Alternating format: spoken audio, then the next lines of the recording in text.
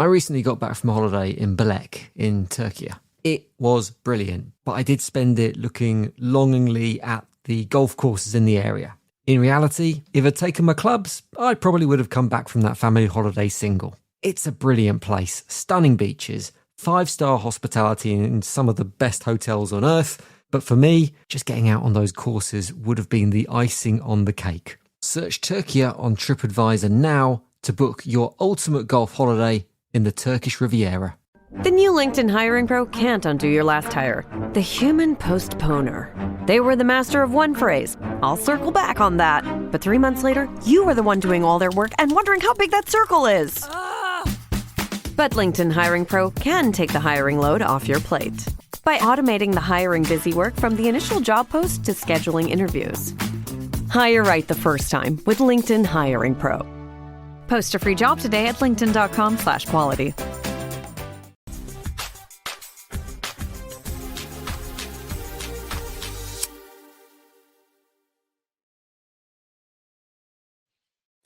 Hello and welcome back to the Dunbar End podcast here on the Hibs Observer. I'm Jack Harris, joined as ever by Hibs Observer editor Patrick McPartland.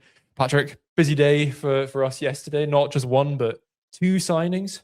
And Nathan Lowe coming in the morning, and then Adam Mayer you were on the 7 o'clock shift to get that over the line. Well, maybe start with Adam, just because I think you've done the analysis piece on Nathan Lowe, had a few pieces in the morning as well. Adam, perhaps somebody we've not really spoken too much about yet. There will be an analysis coming on the site later on. It's £12 for 12 months, so do subscribe and you'll be able to read that very soon. But maybe we can just touch on him first. Yeah, I think Adam Mayer's an interesting one because we know that Hibs have been looking for a left-sided player. We know that there's a few roles they've been looking at, and I think bringing in Nathan Lowe in the morning, that's a role that I think Hibs have been trying to fill since probably Kieran Bowie left, and didn't quite sort of manage to do it last season with Dane Scarlett coming in. There were moments, but I think you still felt there was a need for a slightly different profile to come in, and I think he fits that bill really well. So I think Mayer almost went under the radar a little bit,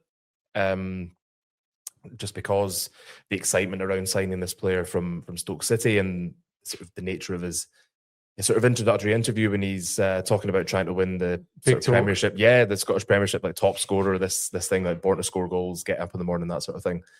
But I think it's interesting looking at Mayer's numbers and seeing that here's someone else who is coming in who I kind of get Felix Pashlack vibes from him, just in this kind of more of an attacking wing back than a defensive one. I know we saw plenty of times last season that the sort of right-sided centre-half or the right-sided sort of central midfielder would cover Pashlack while he was kind of marauding forwards. I think you look at Mayer's numbers for Cambridge United last season, a really productive loan spell to the extent that the U's were really keen to make that permanent and got swiftly knocked back by Millwall when they tried to make that happen. I think you can see that he's a similar type of player, and it's just someone who can hopefully do on the left what Felix Pashlack's been doing on the right. And I think it's kind of extra. It's competition, if you like, for that role. We know Nicky Cadden's had his injury problems, and I think the jury's still out a little bit on whether Jordan Abito will be playing as a wing back or a centre half.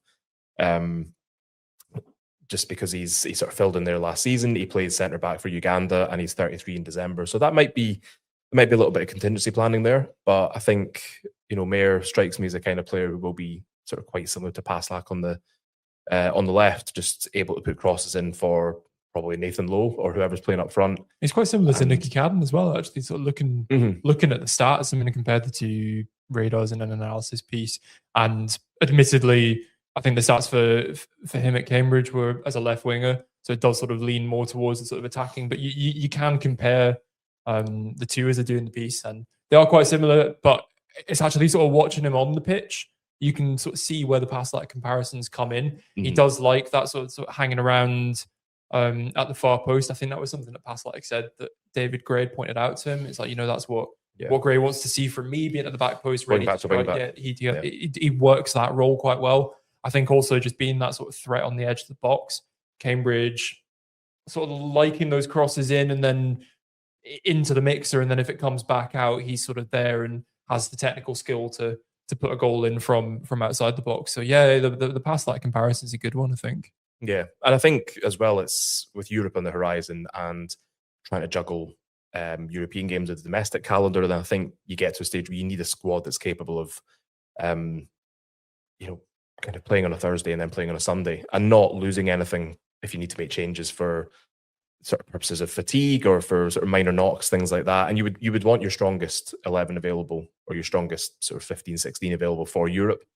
But you need to have players who can step in on a Sunday, who can sort of also do a job, but then also be an option in Europe as well. And I think, Mayer strikes me as somebody who could potentially sort of do that role, sort of maybe starting domestically, but then like an option, coming off the bench in midweek in Europe, and just sort of having a go at a tired defence, that sort of thing. And I think, it's David Gray talks about this quite a lot, that there's a lot of things he talks quite a lot about, that he sort of, there's repeated mantras that he sort of keeps revisiting. This the team that starts the game is never the team that finishes. And I think now with 5 subs and 6 if you count sort of concussion subs or extra time subs, then there's a lot of scope for changing the team. And I think that it was a bit of a weak point for Hibs last season in Europe, that once they'd sort of made maybe 3 or 4 substitutions, then you were down to the bare bones a little bit in terms of players who could come on and really kind of impact the game and make a difference. And we've talked a bit before about Gray sort of, if not learning from mistakes, at least seeing where he can improve, where he can do better. And it looks like that's what they're trying to do in terms of getting some the bulk of the business done before they're in Europe. I mean, that's what, 5 signings now. We're still in mid-July, and you'd expect there to be more movement in and out, but I think that's a decent number to get done by this stage when they're still to play a competitive game. Yeah, and I mean, Europe sort of very close around the corner, obviously kicking off on Thursday. We'll find out, well, by the time this podcast goes out, we may well know the European opponent that Hibs will be facing, but I think it's just having that squad depth. And as you say, I think the European campaign maybe exposed that to some extent last season, just being quite early on. I don't think they'd got all the business done. They've certainly got quite a bit done, but having the likes of somebody young to come on, I think he's 21 years old, obviously a sort of will have that kind of raw energy and drive coming off the bench, for say, or starting as well. And just having that competition, because I think if you looked at the Hibs team before the signing, that sort of left side did look like it was lacking a little bit in depth. I mean, obviously you've got Nicky Cadden, who has had his injury concerns. You've got Jordan Abita as well, who may well be competing with Jack Iredale for that left centre-half role. But between the 3 of them, and I mean, like, I know you've spoken a bit about natural wingers and whether Hibs play with wingers. I mean, Eli Yuan might have been one of the candidates for that. Obviously, he's now moved to Poland after his contract ran out. So there's another option on the left that was gone. So really, it does seem, unless I'm missing someone really obvious, it's just the 3 of them. And now, at least in this case, let's say, for argument's sake, you could have Mayer and Nicky Cadden competing for the left wing back spot, Jack Iredale and Jordan Abita competing for the left centre half spot. So there's good depth in that, especially if Hibs are going the distance in different competitions. Yeah, I mean, Jamie McGrath's another one who played there, but it did feel a bit sort of... You lose the best of him in that left wing back spot, I feel. He did it well, but you miss that creative outlet. I guess you put Callum Wright in now, that's a different question. But this is the debate about if David Gray changes shape, if he plays more of a kind of narrow 4-2-3-1 where not so much using wingers, but he's using kind of inside forwards or kind of 3 attacking midfielders, and then you can have McGrath playing on the left of that trio. You can have Callum Wright in the middle, or someone other, and then you can also have, you could potentially have someone like Owen Elding on the right. You could have Ante Schuto, strikers who are kind of naturally predisposed to drifting wide. That's the 4-2-3-1. That is the 4-2-3-1, yeah. Narrow 4-2-3-1. Kind of hybrid, if you like, but almost like a 4-3-3 as well. So I think, I mean, get the impression that Gray he's not sort of as rigid about formations as some managers might be. We have seen, the team has shifted to a back 4 at times to, chase games or to try and sort of stem the flow in others. We've seen him mix up a little bit in Europe, where it's more been a kind of 3-4-2-1 or a 3-4-3 rather than this sort of 3-4-1-2 that he played so often last season. And we saw in pre-season as well, he was trying a few things out. He tried the 4-2-3-1 in the second half against Cliftonville. He tried a 3-4-3 against Shamrock Rovers, and then went to sort of tried a 3-4-2-1, went to 3-4-3, then went back to the 3-4-2-1 against Cliftonville in the first half. So he's been trying things out. We'll get, I think, more of an idea what he has planned when Bromby come calling, because to me that feels like the kind of dress rehearsal for the European games.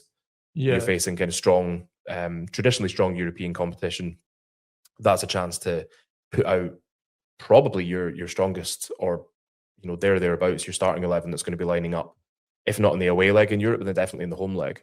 And I think that we'll get more insight into how David Gray is going to approach at least the European games. That might not necessarily translate to the domestic campaign, but I think we should get a little bit more idea what he's thinking when the Danes come to town on Saturday. Yeah, it's good to have those options though, because I remember there were times last season when David Gray would experiment with the formation out of necessity or out of just trying to find a different angle in the game, and at times it worked, but a lot of times he sort of had players who felt a little bit like the kind of square peg in a round hole. I don't know. I'm not sure he changed it as much as he could have. I think that not was as much as he could have. But one of the main criticisms, I think, was that he could have been more flexible. And there were times that, I mean, if you're playing the same formation away to Celtic that you're playing at home to Livingston, it's two very different teams. They play different types of football, and it's probably to be expected that if you're playing the same way as at Easter Road against the bottom side, against the same way that you would away from home against a team that's pushing for the title or in the top two,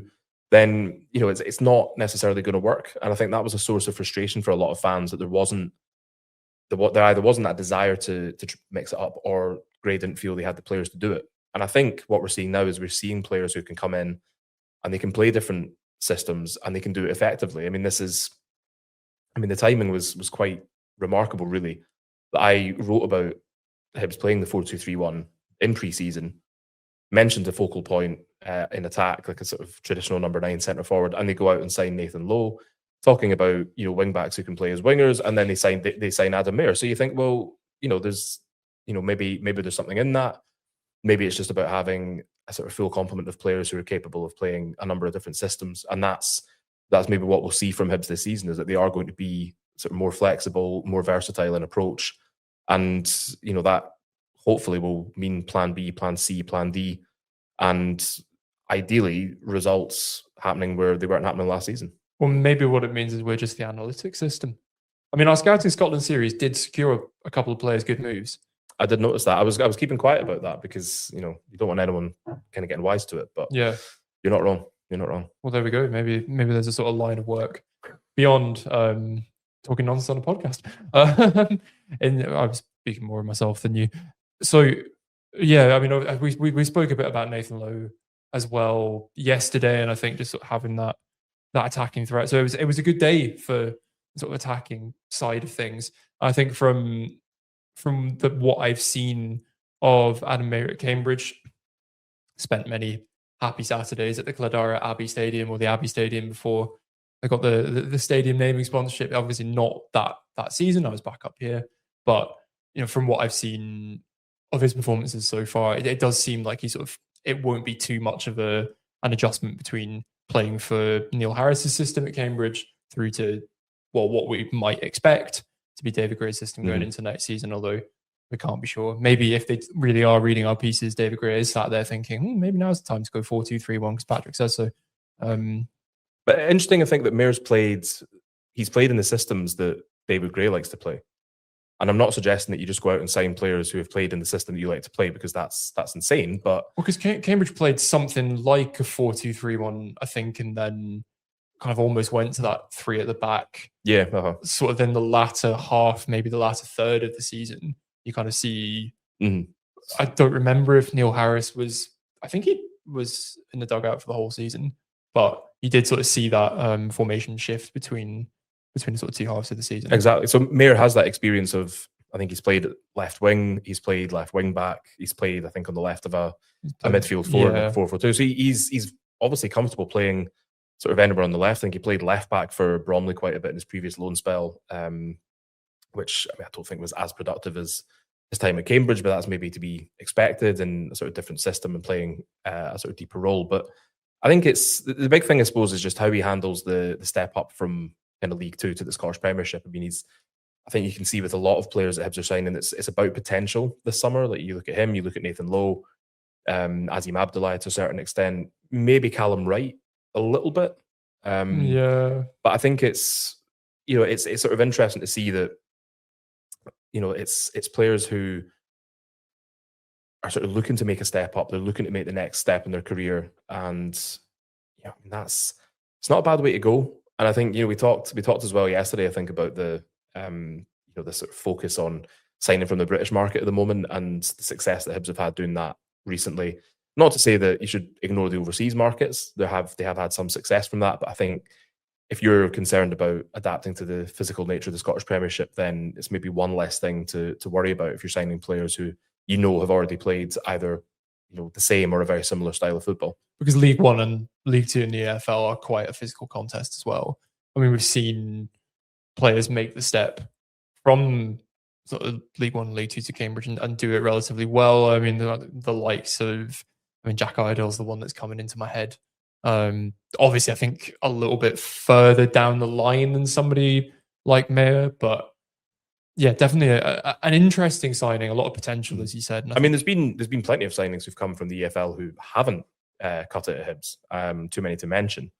And I think that's something that's maybe a little bit more pressure on probably Mayer slightly more than Lowe. That there are going to be some Hibs fans out there who are probably a little bit underwhelmed with the signing. I think there's been a lot of talk, at least that I've seen on social media, people going, sort of 5 or 4 or whatever signings from EFL League One, EFL League Two. I guess it doesn't have the sort of kind of romantic mysticism of going to a foreign market and bringing in somebody that you've not really heard of before. But exactly, everyone likes the glamour of signing somebody from a league that you don't know much about, from a team that's maybe played in Europe or has a kind of storied past, that kind of thing. But if you're wanting players who you sort of want to hit the ground running, you're happy that can come in and it won't be a shock to the system, then I think it makes sense what they're doing. As I say, they have had a lot of joy signing from those divisions in the past, and I think it's just about being more ruthless with your scouting, your recruitment, and making sure that you're sort of separating the wheat from the chaff, I suppose, and just being able to say, well, here's somebody who they've got the potential, that they're on an upward trajectory. I mean, Nathan Lowe, upward trajectory. Adam Mayer, upward trajectory. Azim Abdullahi, I think, probably upward trajectory.